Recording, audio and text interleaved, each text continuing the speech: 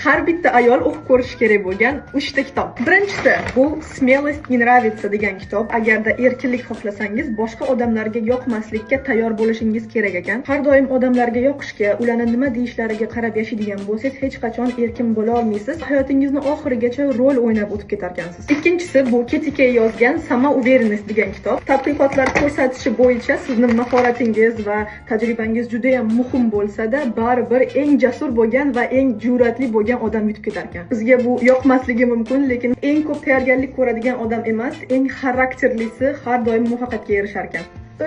Uchinchi kitob bu sevgi va munosabatlar haqida. Nomi Обними меня крепче. Muallifning aytishlari bo'yicha sizni eng ko'p hayajonlantiradigan odam bilan emas, naborot sizni tinchlantiradigan odam bilan munosabatda bo'lishingiz kerak ekan. Agar u odamni oldida tanangiz dam oladigan bo'lsa, demak oila qurishga arziydigan odam topibsiz deyiladi. Voila, gulimiz ham tayyor.